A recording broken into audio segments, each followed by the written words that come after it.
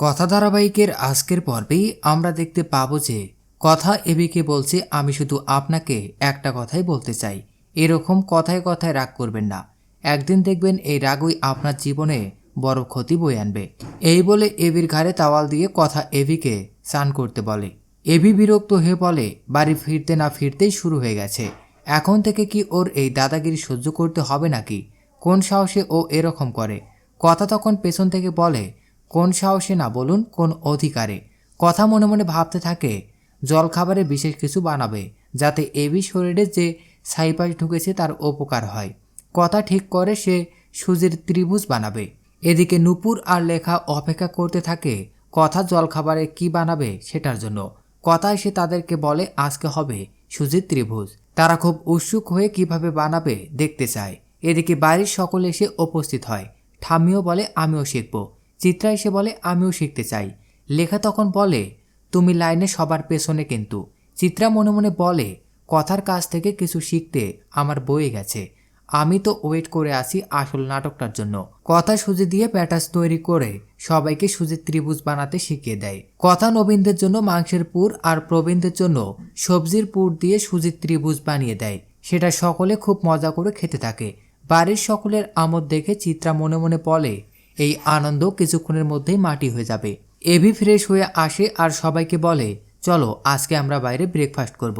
অর্ণা আর প্রিয়া বলে, হ্যাঁ আমরা রেডি, চলো ব্রো। কথা তখন এবিকে বলে, আমি আপনার জন্য আজকে বিশেষ জলখাবার বানিয়েছি, সুজির ত্রিভুজ। এবি বলে, কিসের ত্রিভুজ? কথা বলে, সুজির। কাল যে সাইপাস খেয়েছেন, সুজিতে আছে অ্যান্টি অক্সাইডেন্ট, শরীরের জন্য উপকারী। এরই মধ্যে মেন্ডি বউ সেজে দরজায় এসে দাঁড়ায় আর বলে, বাড়ির নতুন বউকে তোমরা বরণ করবে না? সবাই অবাক হয়। অর্ণাথ জিজ্ঞেস করে, ম্যান্ডি তুই বিয়ে করলি কবে? প্রিয়া বলে, আমাদের একবার জানালি না? ম্যান্ডি বলে, আমি ভেবেছিলাম আমার বড়ই তোদেরকে জানাবে। এবি জিজ্ঞেস করে, কিন্তু তোর বরটাকে? ম্যান্ডি এবিকে বলে, তুমি কাউকে কিছু বলনি এবি? তুমি কাল হোটেলে আমাকে বিয়ে করেছো। এ কথা শুনে কথার হাত থেকে খাবারের প্লেটটা পড়ে যায়। কথা সেখান থেকে চলে যায়। জুনি গিয়ে কথাকে বলে, তোর ভেঙে পড়লে চলবে না কথা, তোর এখন অগ্নির পাশে দাঁড়াতে হবে। কথা মনে মনে ভাবে, আপনাকে অবিশ্বাস করতে একটুও মন চাইছে না, কিন্তু আপনি তো একবারও বলছেন না কাল আপনি ওর সাথে ছিলেন না। এদিকে বাড়ির সকলে এবিকে বলে, সত্যিটা কি বলতে?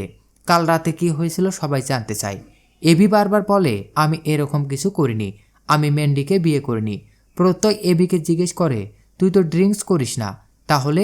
এবি বলে, কিন্তু কাল করেছিলাম আর তারপর আমার কিছু মনে নেই। মেন্ডি কথাকে বলে, এই তো গবরদেবী এখানে আছে, তুই বল আমি কি কাল কনভেনশনে গিয়েছিলাম? কিভাবে যাব? আমি তো এবির সাথে ছিলাম। কথা বলে, আমাকে দয়া করে আর এগুলোর মধ্যে জড়াস না, আমি এসবের মধ্যে থাকতে চাই না। মেন্ডি চিত্রার কথা মতো মাথা ঘুরে পড়ে যায়। সবাই তাকে নিয়ে ব্যস্ত হয়ে পড়ে। চিত্রা তাকে নিজের ঘরে নিয়ে যায়। এদিকে মেন্ডির দাদু বাড়িতে আসে। এসে শশীকান্তকে বলে, গুহবাড়ির ছেলে মেয়েরা যে এমন কাজ করতে পারে এটা আমি ভাবতেও পারছি না। মেন্ডির দাদু শশীকান্তকে বলে, তোমাকে আমার কিছু দেখানোর আছে, ঘরে চলো। কথা মনে মনে খুব ভয় পায়। সে ভাবে, কি দেখাবে স্যার?